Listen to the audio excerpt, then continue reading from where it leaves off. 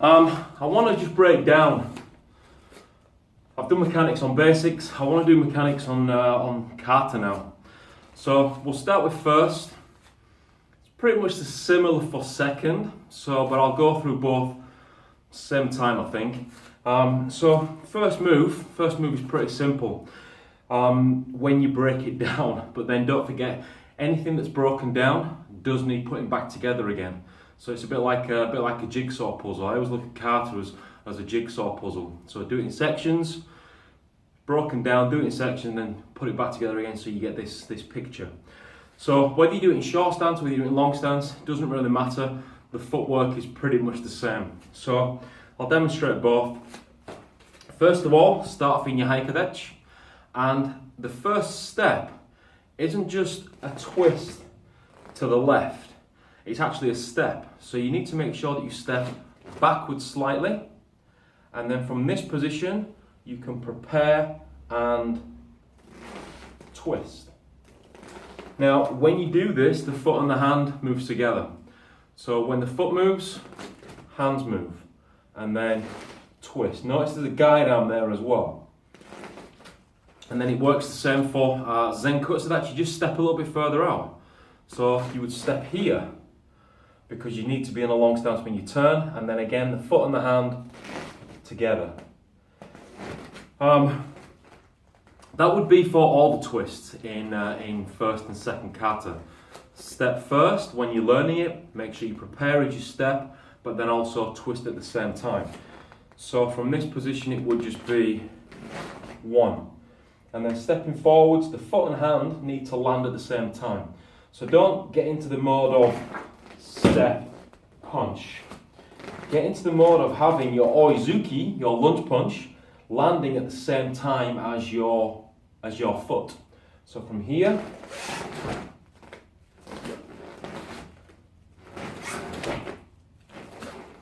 and then I'll just break this down for you. It happens, I'll exaggerate the foot. Same time, so it lands at the same time.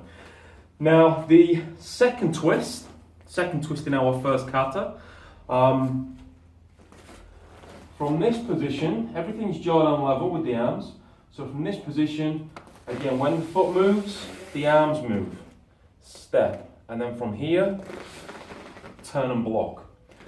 Now what people tend to do with this, I'll do the frontwards view so you can see. What people tend to do with this is, this foot here tends to circle. That's incorrect. What I want to imagine you doing is that from foot to foot, there is an imaginary line. So what you have to do is step on that line. Let the foot glide in a straight line, and then at that position, keeping the hips as much to the front as you possibly can, prepare and twist.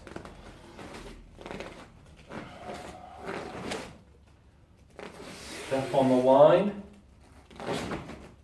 and then obviously step through again here. Now this will be this next move, count number 5. Once you've done count numbers 1, 2, 3, 4, 5, the kata just repeats itself. So foot and hand landing together on the punches, step and twist on the block. So once you can get one section, the rest of the kata, you just repeat it. Okay? So from this position here, when you step, this front foot doesn't just come all the way around in a circle.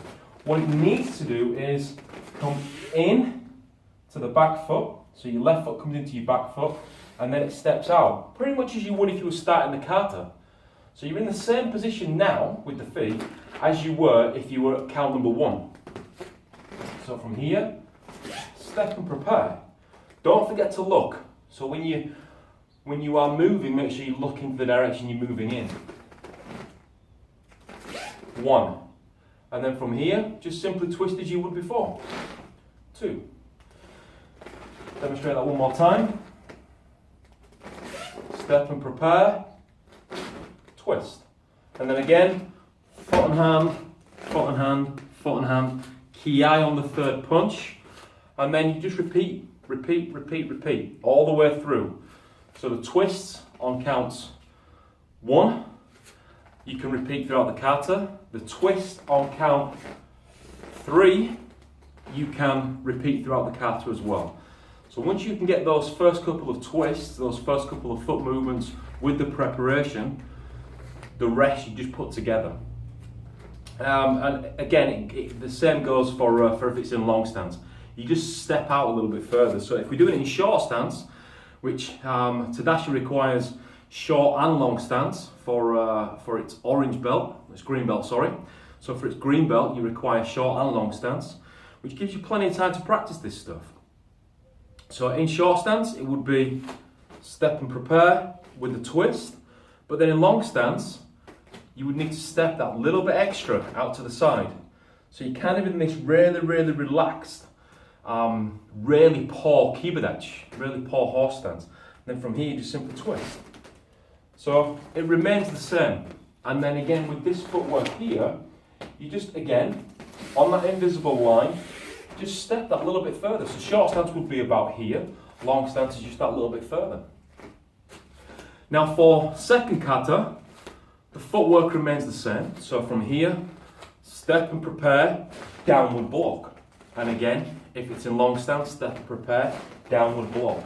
The one thing that I teach is to, particularly for beginners, is step and prepare first, twist second. You have to break this stuff down. You have to, you've got to walk before you can run, if you like. So again, make sure that you step and prepare and turn and block. And again, notice that I'm using a guide arm. Every time we block, use the guide arm for particularly, well, for every kata really, there's a guide arm. But more importantly for these first two that we're talking about now. So guide arm, as in the arm that's going to guide my opposite arm. Or again, something that I teach beginners is to use it as a point to where you want to be, to where you want to go, and then step in that direction. Slightly different for second kata because this requires a punch and a kick. Now the body mechanics are slightly different to just stepping forwards and punching. I'll do it from the side and then I'll do it from the front so you can see. So what happens, and again, it's the same in short as it is in long stance.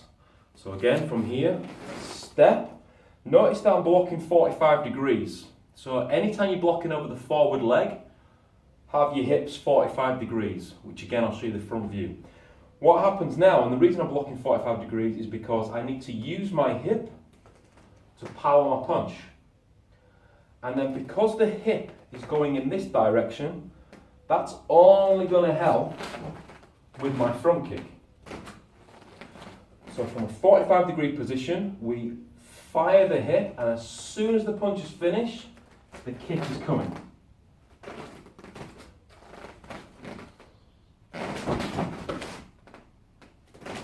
And then from the front, from this position, fire in the hip.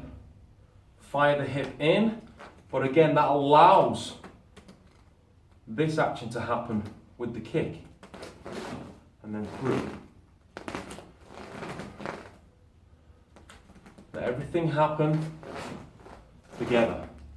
When you are kicking, be aware that you need to be kicking where the fist is finished. So again, a little training tool. Let the knee meet the elbow. Obviously don't hit yourself, but let the knee meet the elbow. 1, 2. That will ensure the foot being pretty close to the fist. So front way view, just do my block.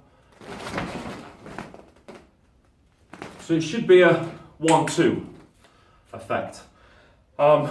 The advanced level I'll do at a later date, but for now, and again, the footwork remains the same.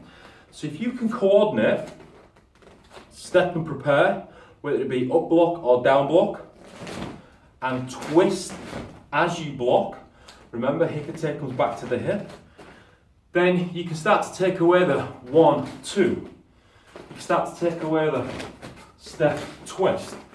And once you understand that, you can make it all one move. Here. You can make it all one move. Here. Okay? Just realise that for the most part, not for everything, but for the most part, that your hip in kata is powered by your legs. Your legs in kata are powered by your feet. And your feet in kata are powered by your brain. So if we can see that you have hips, we can see you've got legs, we can see you've got feet, but it's not working, it's the message that you're sending. So for now, break things down. Step, twist, step, twist. Step, prepare, twist. Step, prepare, twist. But just realize that your feet are going to power the hips, pretty much. You know, I always describe this as if you want to power hip, it's always going to be, for the most part, in whichever leg is going to be your reverse leg when you're finished. So I've got my right leg forwards now. That's my front leg now. But when I finish, I'm going to be facing this way.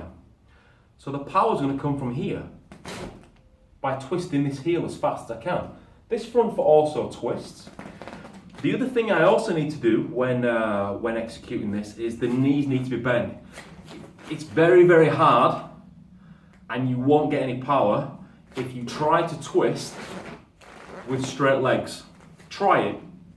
If I want it to sound a little bit like, I'm showing my age now, Neil Buchanan, try it yourself. So from here, step, there has to be a sink. And don't forget, it's this back foot that powers. So when you're stepping, remember, the back foot, when you are finished, will power the hip. So just to break it down one more time for you. When I step, I've stepped my left leg back.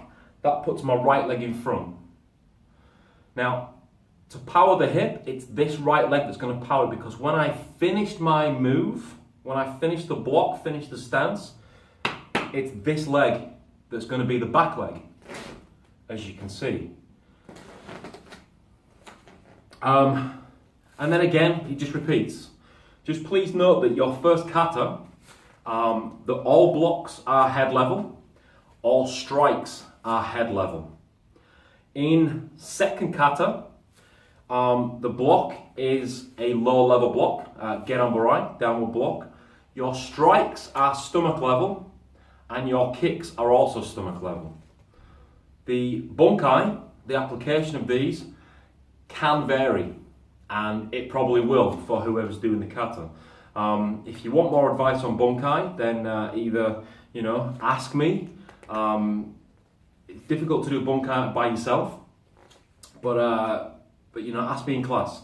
We can, if you need to Skype if you're in another country, or not in Hull. So just breaking things down step by step. When you're moving forwards in both these kata, thing to avoid, whether it be with a punch or whether it be with a kick, is this movement of the front foot. Your goal is to have this front foot move last. So when you step into punch, you're pretty much coming through this way, and then you can fire the back foot on the punch. And then when you step into kick, it's not one, prepare the kick. As you would for your basics, even though your front foot's pointing forward because of the nature of the stance you're in. If you're in short stance, it's going to be pointing 45, Zen cuts that pointing straight forwards. So let's just go with straight forwards for now. It would be prepare the kick first, then fire the heel and land. As opposed to fire the heel, then prepare the kick. When you're breaking your kicks down into 4 stages, I'll go with front kick for now, then yes, alright, this fires on the preparation. Why? To help with balance. Kick back in and down. But the reality of it is, again, this is going to be difficult to slow down, but the reality of it is that when you prepare, this foot doesn't move. It only moves when you release that bottom half of the leg. When I say bottom half of the leg, I mean knee downwards. And then down. I think that's everything to keep you going for your first and second kata. Again, it repeats. So practice, break it down. I've gone slow. I've sped things up as much as I possibly can. If you do need any more advice, feel free to post a comment. Let me know what you think. If it's good, if it's bad, if it's helpful, always let me know what you think. Subscribe to Dashiru Karate Do on YouTube. Click the subscribe button. Click the thumbs up button. The more likes we get, the better it's going to be. I don't charge for a YouTube channel. I just want the karate to be seen. That's pretty much it. So make sure you give us a subscribe. Make sure you give us a comment if you like it, if you don't like it. Frankly, I'm not really bothered if you like it or don't like it. Feedback is feedback to me. So there you go. There's first and second kata broken down, or at least some mechanics or the mechanics within those two kata that you can go away and work on.